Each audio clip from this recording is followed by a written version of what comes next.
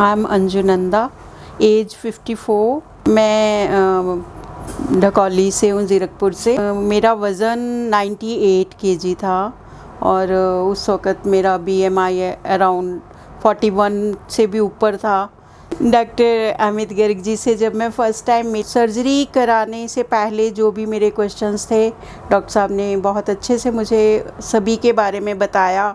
सारे आंसर्स मेरे क्लियर हुए। बहुत सारे डाउट्स थे, खुद भी मुझे कभी कभी लगता था कि शायद I am asking silly questions, लेकिन उन्होंने सारे क्वेश्चंस के आंसर्स दिए मुझे।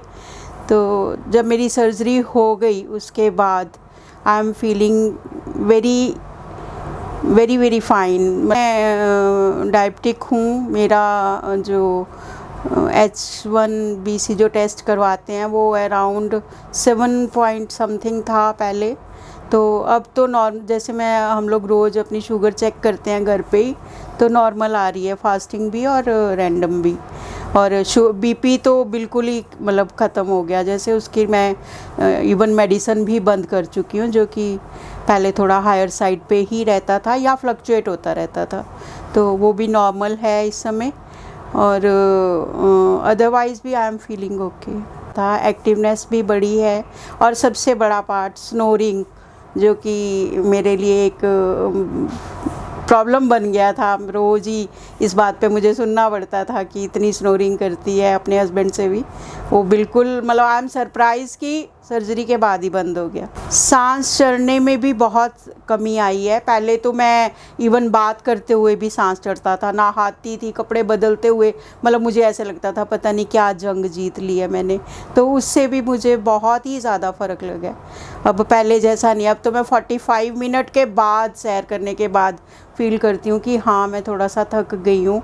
वो भी शायद अभी इनिशियल स्टेज है, इसलिए मुझे लगता है कि बेटर हो जाऊंगी और आने वाले 1-2 महीनों में। पहले वॉक नहीं, बिल्कुल नहीं। इवन स्टेयर्स, मैं 5-6 स्टेयर्स के बाद तो 10 मिनट तो मुझे बात ही नहीं होती थी सामने वाले के साथ। इवन मेरे फेस पे ऐसे एक्सप्रेशंस होते थे कि सामने वाला देखकर समझ जाता था कि मैं किसी प्रॉब्लम में हूँ। नींद बहुत ज़्यादा आती थी, पूरा दिन सोती रहती थी मैं।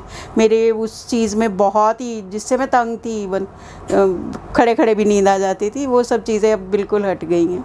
उन चीज़ों से तो बहुत ज़्यादा आराम है मुझे। सर्जरी कितनी डिफ़िकल्ट और पेनफुल थी मतलब? नहीं, ऐसा मुझे कुछ फील नहीं हुआ। बाद में जो थोड़ी नॉर्मल होती हैं सर्जरीज़ के बाद, मतलब मुझे ऐसा कुछ नहीं लगा। डर था कि हाँ पता नहीं कैसी सर्जरी होगी, उसके बाद क्या होगा, लेकिन आई एम कंफर्टेबल। ऐसा कुछ नहीं है।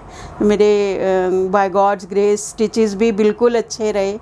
कुछ मतलब ऐसा नहीं हुआ। डरी हुई थी मैं उन चीज़ के लिए कि शायद डायबिटिक हूँ तो कोई स्टिच ना ख़राब हो जाए, पर ऐसा कुछ नहीं हुआ। रिकवरी मेरी ठीक रही, रादर बेटर ही रही। जैसे मुझे वो नहीं था पहले, जैसे मुझे था कि अगर कम, जैसे उन्होंने कहा कि लिक्विड डाइट पे रहना पड़ेगा, तो मुझे लगता था कि ऐसा हो नहीं सकता कि मैं सिर्फ लिक्विड डाइट पे रह पाऊँ।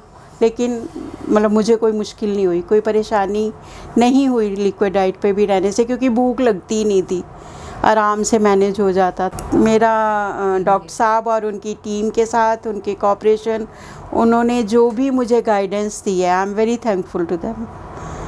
कि हर वक्त जैसे एक फ़ोन कॉल पे हर समय अवेलेबल रहते हैं, मैं उनसे कुछ भी पूछ सकती हूँ, या उनकी गाइडेंस है हर वक्त मुझे मिली है। I am very thankful for that. वो भी लोग मेरे जैसे दौर से गुज़र रहे हैं, स्नोरिंग, डायबिटीज़, हाई वेट ज़्यादा होना, सांस बहुत ज़्यादा चढ़ना, उन सबको इस सर्जरी के बारे में ज़रूर सोचना चाहिए, अगर वो बेटर फील करना चाहते हैं तो।